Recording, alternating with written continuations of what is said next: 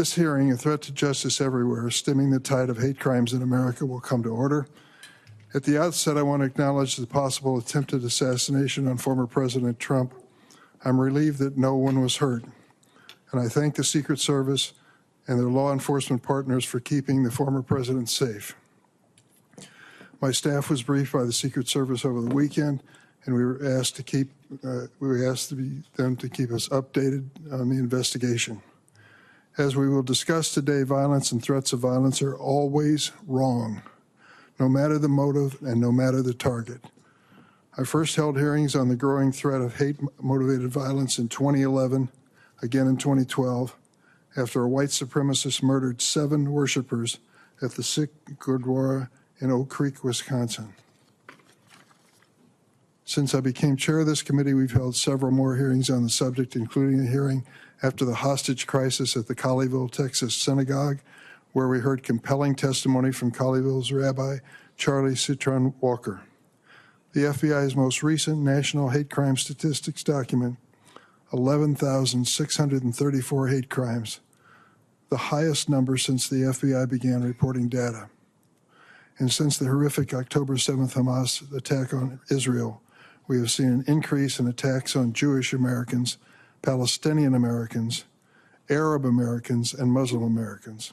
I would like to play a video now to highlight 2 especially horrific incidents.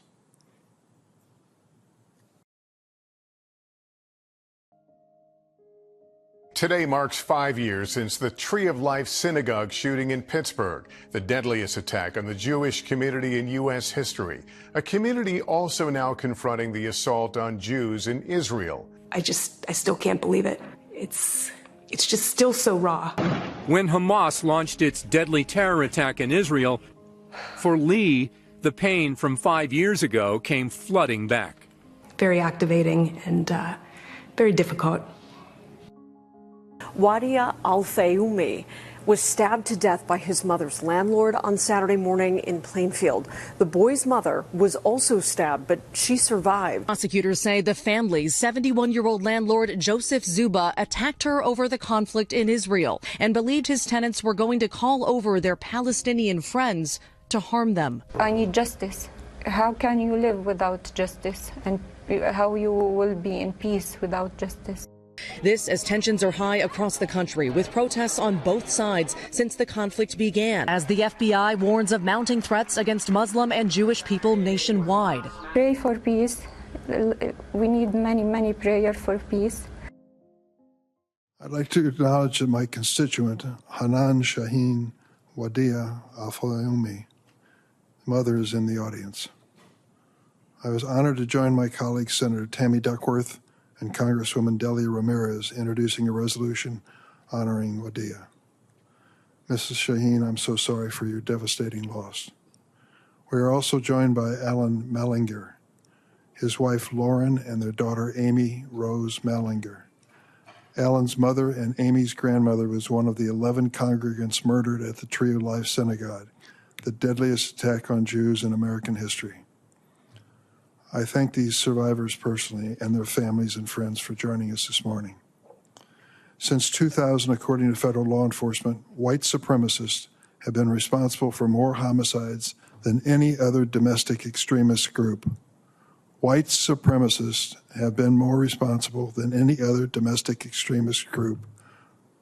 And just this month, the Justice Department arrested and indicted the leaders of the Terrorgram Collective, a white supremacist terrorist group that allegedly solicited attacks against minority communities and the assassination of U.S. public officials, including a Jewish senator. Free speech is sacred in America, but public officials on both sides of the aisles have a responsibility not to fan the flames of hatred. The former president and his vice presidential candidate have both spread the lie that Haitians in Springfield, Ohio, are eating cats and dogs. Everyone in public life should condemn anti-Semitic and racist language and disassociate themselves from demagogues who traffic in it. This type of rhetoric can have deadly consequences. In recent days, there have been numerous bomb and shooting threats in Springfield, Ohio, and schools and other institutions have been forced to close. And look at the Tree of Life synagogue shooting. On social media, the shooter claimed that Jewish Americans were conspiring to destroy the white race by encouraging non-white immigrants to invade our country. This anti-Semitic and racist Great Replacement conspiracy theory was also cited by the white supremacists who murdered 10 black Americans at the Tops Market in Buffalo in 2022. In recent years, it has been echoed by former president and other political figures. Political leaders, both Democrats and Republicans, must condemn hate wherever and whenever it is spewed and avoid rhetoric that could incite violence, because hate is inconsistent with who we are as Americans and the diversity that has always strengthened our nation.